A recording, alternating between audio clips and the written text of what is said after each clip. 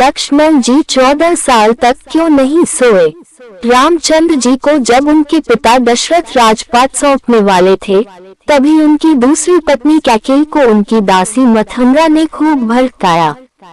मंथरा ने कहा कि राजा तो आपके बेटे भरत को बनना चाहिए। इसके बाद कैकेयी ने राजा दशरथ से 2 वर मांगे। पहला, भरत को गद्दी मिलनी चाहिए और दूसरा, राम को 14 वर्ष तक वन में रहना होगा। राजा दशरथ को अपनी पत्नी के वर पूरे करने पड़े। जब रामचंद्र जी वनवास के लिए अयोध्या से निकले, तब लक्ष्मण जी ने भी उनके साथ जाने की इच्छा जाहिर की। लक्ष्मण के वन जाने की बात सुनकर उनकी पत्नी उर्मिला भी साथ जाने की जिद करने लगती है। तब लक्ष्मण अपनी पत्नी उर्मिला को समझाते हैं कि वह अपने बड़े भाई और मां समान भाभी सीता की सेवा करने के लिए जा रहे हैं। अगर तुम वनवास में साथ चलोगी, तो मैं ठीक तरह से सेवा नहीं कर पाऊंगा।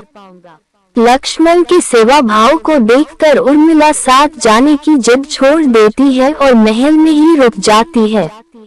वन में पहुंचकर लक्ष्मण भगवान राम और सीता के लिए एक कुटिया बनाते हैं। जब राम और सीता कुटिया में विश्राम करते थे, तब लक्ष्मण बाहर पहरेदारी करते थे।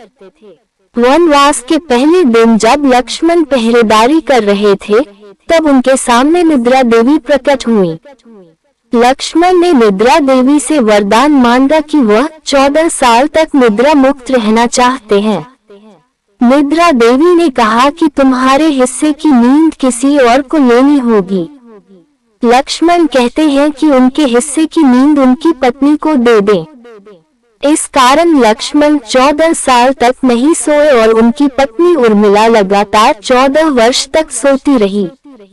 14 वर्ष बाद जब भगवान राम और माता सीता के साथ जब लक्ष्मण अयोध्या वापस आए, तब नींद की अवस्था में रामचंद्र जी के राजतिलक समारोह में उर्मिला भी उपस्थित थी। ये देख लक्ष्मण को हंसी आती है।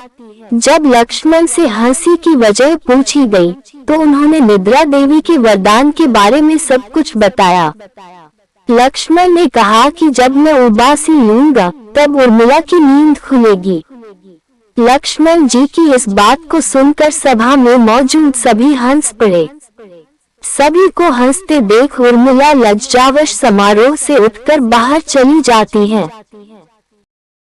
आपको हमारी वीडियो अच्छी लगी हो तो वीडियो को लाइक करें और चैनल को सब्सक्राइब करें। धन्यवाद।